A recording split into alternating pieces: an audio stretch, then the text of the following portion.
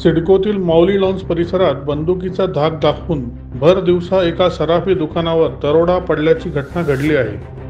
महालक्ष्मी नगर या ठिकाणी श्री ज्वेलर्स या दुकानावर दुपारी 1 ते 1:30 वाजेच्या सुमारास 2 जण आले होते।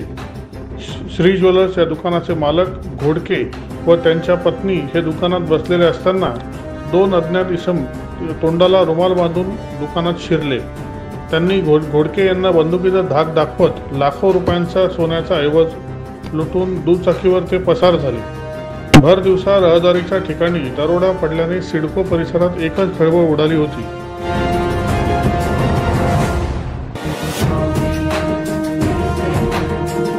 चोरटे सुमारे 25 ते 30 तोळे सोन्याचे दागिने घेऊन पसार झाल्याचे घोडके यांनी सांगितले। संपूर्ण घटना सीसीटीव्ही कॅमेऱ्यात कैद झाली असून दरोडेखोरांच्या तपासासाठी पथके रवाना केल्याचे पोलिसांनी सांगितले। घटनेची माहिती मिळताच घटनास्थळी पोलीस उपायुक्त प्रशांत बच्छाव, सहाय्यक पोलीस आयुक्त संदीप मटके, सहाय्यक पोलीस आयुक्त शेखर देशमुख, अंबड पोलीस ठाण्याचे वरिष्ठ पोलीस निरीक्षक सुनील पवार हे घटनास्थळी दाखल झाले। पुढील तपास अंबड पोलीस करीत आहेत।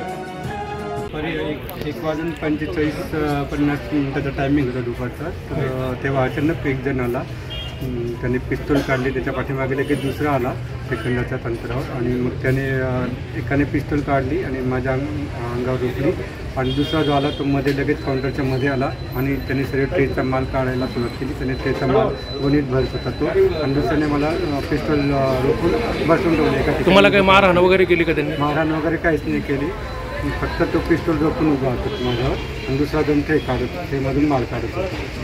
मी पण काही जास्त प्रतिकार करण्याबद्दल। तुमचं काय नाव? दीपक सुधाकर बोलते।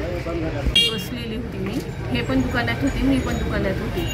मग त्याच्यातनं एक जण मध्ये आलं आणि मला वाटलं कस्टमर वगैरे असतील म्हणून मी उठून इथे उभी राहिली।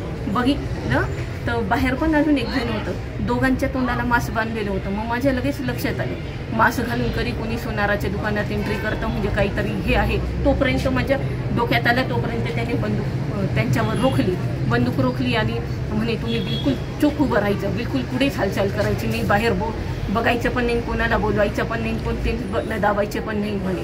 असं त्यांनी म्हटलं।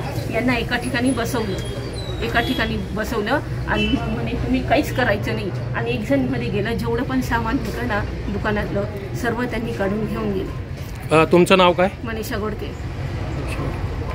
साधारण किती लाखांचा ऐवज नेलाय? 300 ग्रॅम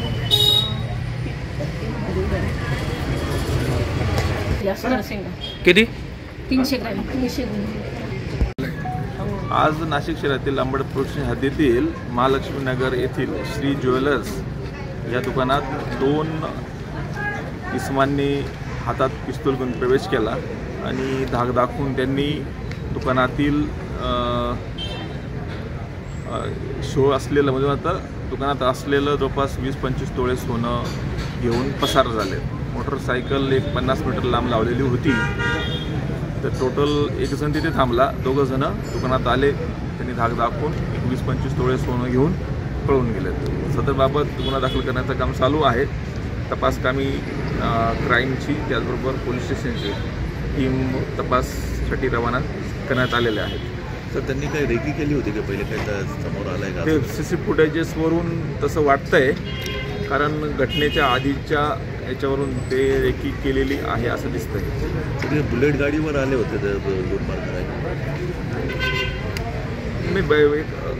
एक बाईक आहे ती अजून आयडेंटिफाय झालेली नाही आहे। एका मोटरसायकल 3 जण दिसत आहेत एका फुटेजमध्ये।